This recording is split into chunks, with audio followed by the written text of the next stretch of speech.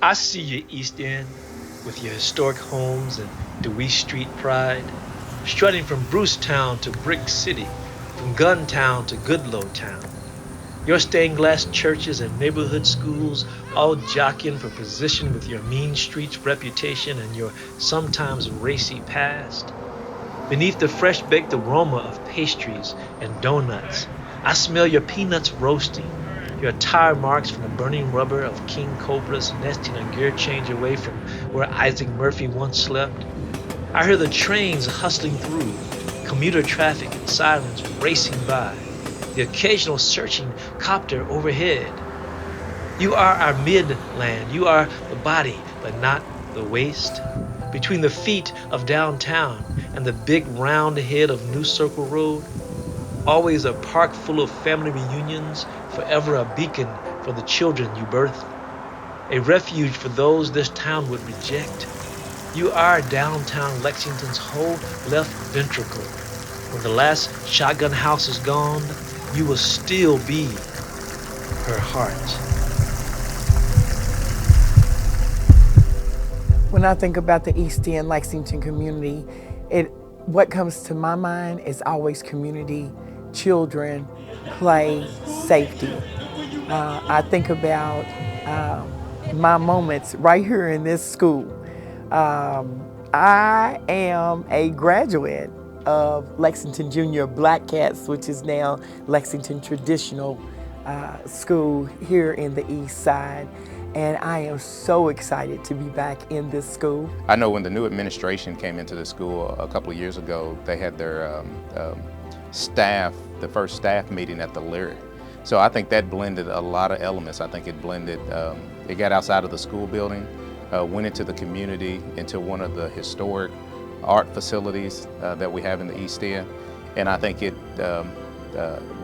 helped to bridge the gap between the community and the school. What I love most about LTMS is the students, the community partners, the dedicated parents, staff, administration.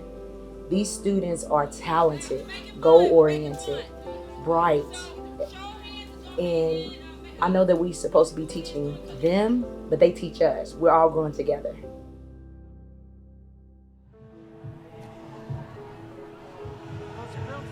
Every day, people stop me in the community and talk about their connection and relationships to our school.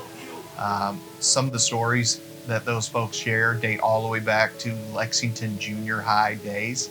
And I'm amazed by just how much pride East End Lexington has in our school. One of the things that's wonderful about the East End is their connection to the arts in our community. It really is the cultural center of Lexington, Kentucky.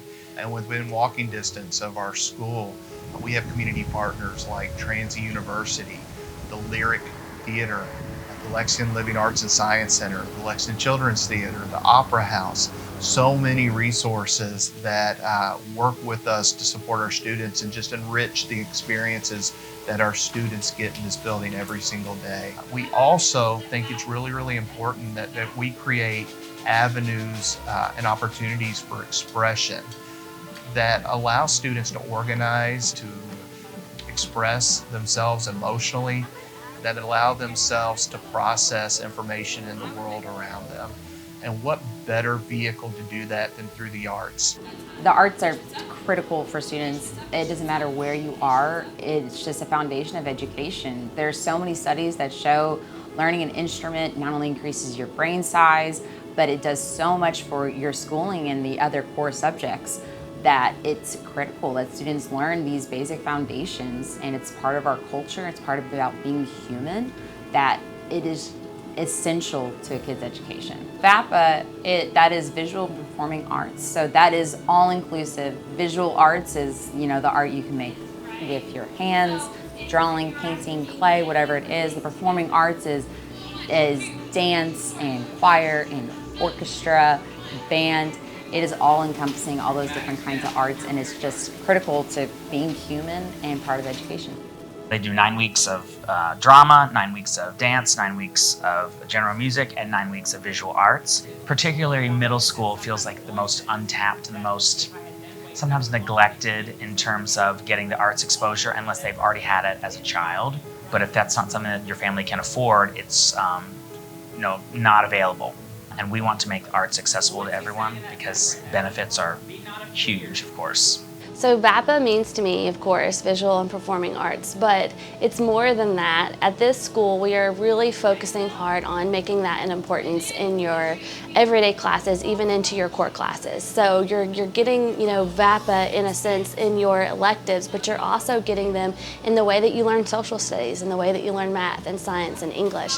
And that is something that is different that not other schools are doing. I think that the arts are going to benefit me when I grow older by expanding my knowledge and knowing more stuff that can help me in my daily life.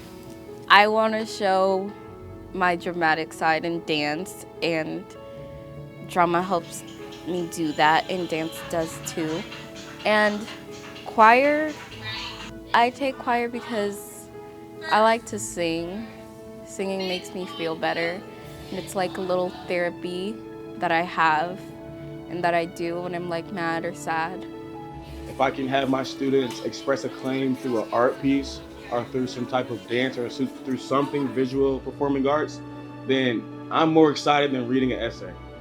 Because they're actually, I feel like it takes more thought into creating something like that than pulling artifacts from a document and putting them together. If they can take what I'm teaching them, which is U.S. history, and connect it to something they can build themselves or perform themselves, then they really know it.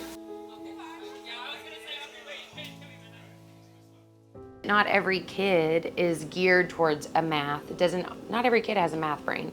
Not every kid has a science brain. Not every kid, and I'm speaking in the traditional sense, I believe that every student can learn any subject, but I think that they all have to be approached from a way that a student understands. And for some of us, a creative avenue or being able to approach things from an artistic perspective is what allows us to learn. And so if we're given the toolkit to be in a dance class or to be in a music class or be in a visual art class and to allow our mind to open in that way, then we're able to also continue to succeed and excel in those core subjects like, math and reading and science and comprehension and all of that, because we're understanding things from a way that we are able to understand them. It's a good opportunity for those that are like, oh, school isn't that fun. But here, it is fun because, well, if you have these big opportunities, you can it just works and you can take away some of your time to do things that you love.